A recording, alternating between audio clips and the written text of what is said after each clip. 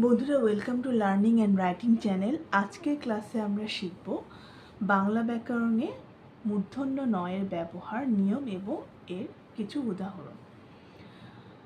আমরা জানি বাংলা ব্যাকরণে মূর্ধন্য ন একটি অত্যন্ত গুরুত্বপূর্ণ একটি বর্ণ, যেগুলো আমরা প্রতিনিয়তই আমাদের বিভিন্ন কথা বা কাজে ব্যবহার করে থাকি। যেমন এখানে আমরা কিছু নিয়মের সাহায্যে আজকে কোথায় মূর্ধন্য ন বসবে সেগুলোর কিছু ব্যবহার আমরা আজকে তুলে ধরব। প্রথমে আছে 1 নম্বর নিয়মের মধ্যে রি, র, মূর্ধন্য স এর পরে মূর্ধন্য ন হয়। এটার উদাহরণটা কীরকম হবে? রি এর পরে মূর্ধন্য ন, যেমন ঋণ, তৃণ, ঘৃণা, কৃষ্ণ। এরপরে আছে র এর পরে মূর্ধন্য ন বসবে, যেমন রণ, বর্ণ, কর্ণ, কারণ, মরণ, ব্যাকরণ, ধারণ, স্বর্ণ। এখানে দেখো বন্ধুরা, খেয়াল করো, এখানে যে রেফটা দেয়া আছে এটা কিন্তু র এরই একটি সংক্ষিপ্ত রূপ, হচ্ছে রেফ। বর্ণ, কর্ণ, স্বর্ণ, এটা হচ্ছে র এর একটি সংক্ষিপ্ত রূপ, রেফটা। এরপরে আছে মূর্ধন্য স এর পরে মূর্ধন্য ন বসবে, যেমন বিষ্ণু। উচ্চারণটা খেয়াল করো, বিষ্ণু। এরপরে আছে ভীষণ, ভাষণ, উষ্ণ, দূষণ, পাষাণ।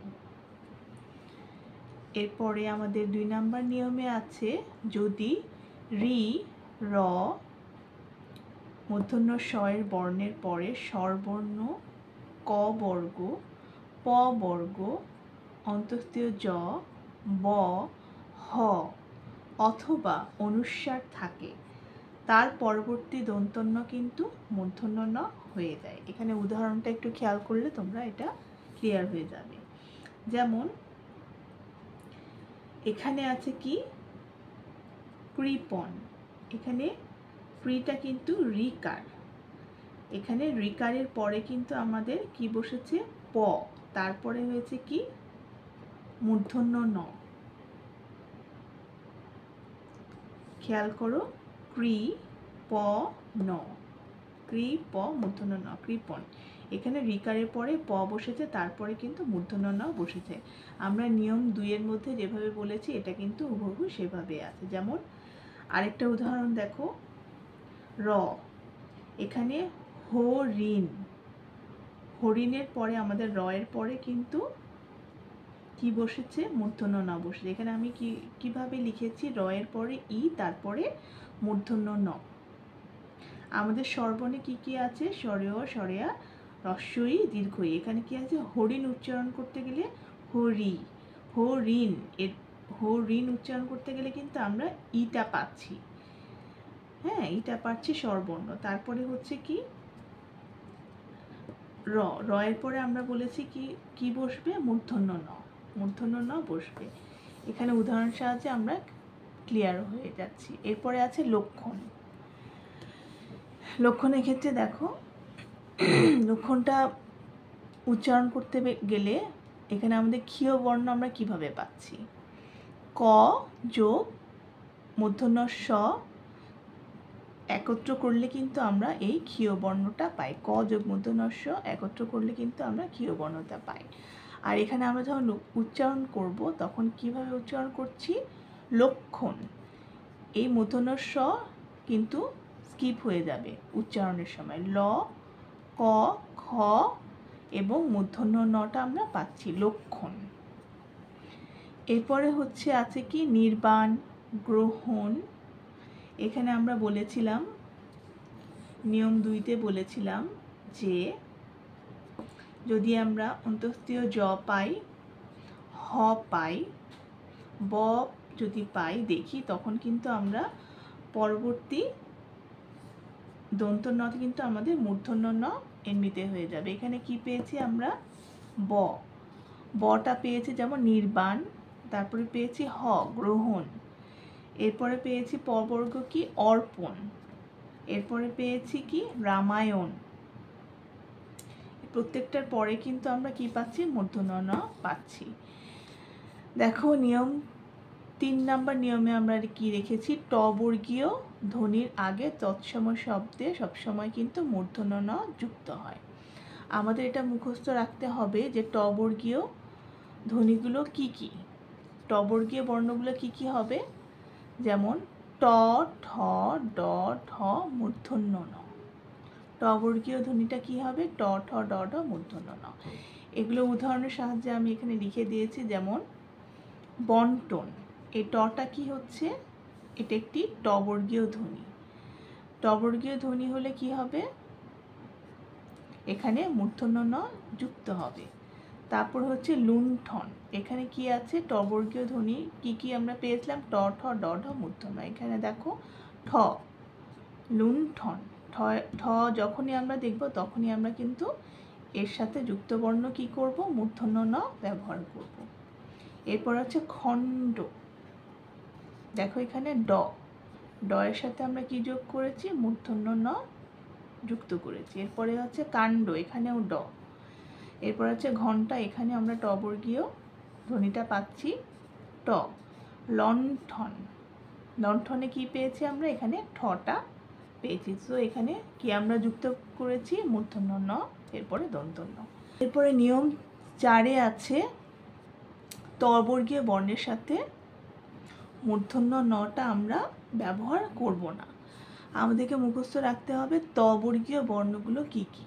যেমন আছে ত বর্গীয় বর্ণগুলো হচ্ছে ত থ দ ধ দন্ত ন। তো ত বর্গীয় বর্ণের সাথে আমরা কিন্তু মূর্ধন্য ন যুক্ত করব না, এখানে আমরা দন্ত ন যুক্ত করব। যেমন উদাহরণস্বরূপ বৃন্ত, এখানে দন্ত ন হয়েছে, ত এর সাথে দন্ত ন যুক্ত হয়েছে। এরপর আছে বৃন্দ, গ্রন্থ, যন্ত্র, মন্ত্র, অন্ত, ক্রন্দন, বন্ধন। এখানে সবগুলোতে কিন্তু যতগুলো আমরা ত বর্গীয় বর্ণ পাচ্ছি সবগুলোতে আমরা কি ব্যবহার করেছি, দন্তন্য ব্যবহার করেছি। এখানে কিন্তু মূর্ধন্যর কোনো ব্যবহার হবে না। নিয়ম 5-এ কি আছে, বাংলা ক্রিয়াপদে মূর্ধন্য ন হয় না।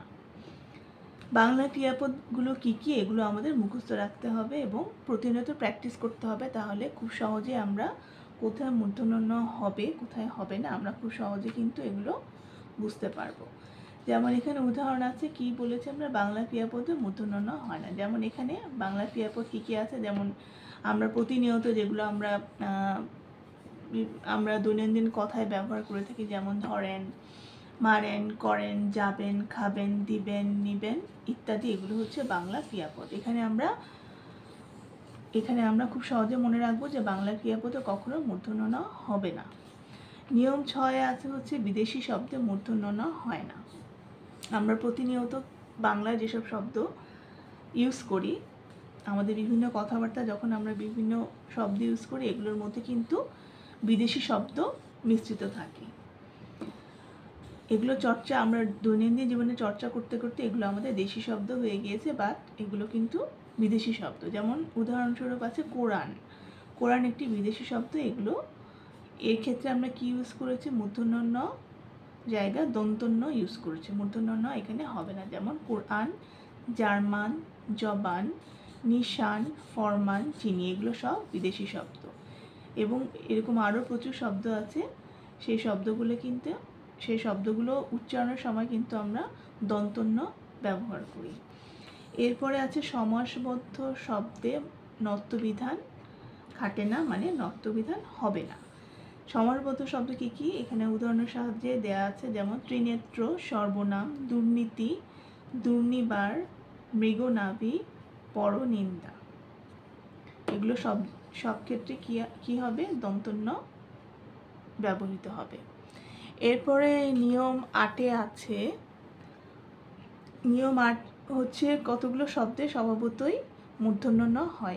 এই শব্দগুলো আসলে আমাদের মুখস্থ রাখতে হবে, এগুলো আমাদের দৈনন্দিন শব্দ, এগুলোকে আমরা বেশি বেশি চর্চার মাধ্যমে মুখস্থ রাখবো। যেমন মাণিক্য, বাণিজ্য, লবণ, মন, গণ, বেণু, বীণা, কণিকা, পণ, গণনা, কঙ্কন, কল্যাণ, মণি, গুণ, পুণ্য, বেনি, অনু, বিপণী, নিক্কণ, পণ্য, লাবণ্য, বাণী, নিপুণ, ভনিতা, গৌণ, কোণ, ভান, শান, তৃণ। এগুলো সবগুলোর ক্ষেত্রে কিন্তু আমরা কি করেছি, আমরা কিন্তু মূর্ধন্য ন ব্যবহার করেছি। মূর্ধন্য ন সবগুলোর ক্ষেত্রে আমাদের খেয়াল করবে, এগুলো কিন্তু সব মূর্ধন্য ন আমরা ব্যবহার করেছি। এগুলো হচ্ছে যে আমাদের স্বভাবতই এগুলো আমরা প্রতিনিয়ত এই শব্দগুলো ইউজ করে থাকি, এবং এই শব্দগুলো বেশি বেশি করে চর্চার মাধ্যমে আমরা মুখস্থ রাখবো, যাতে লেখার সময় আমরা আমাদের কখনো ভুল না হয়। এই শব্দগুলো যে কোথায় দন্তন্য হবে এবং কোথায় মূর্ধন্য ন হবে। মূর্ধন্য ন বাংলা ব্যাকরণে খুবই গুরুত্বপূর্ণ একটি বর্ণ, যেগুলো আমাদের কিন্তু চর্চার মাধ্যমে মনে রাখতে হবে। চর্চা ছাড়া কোনোভাবে আমাদের মনে রাখা সম্ভব না।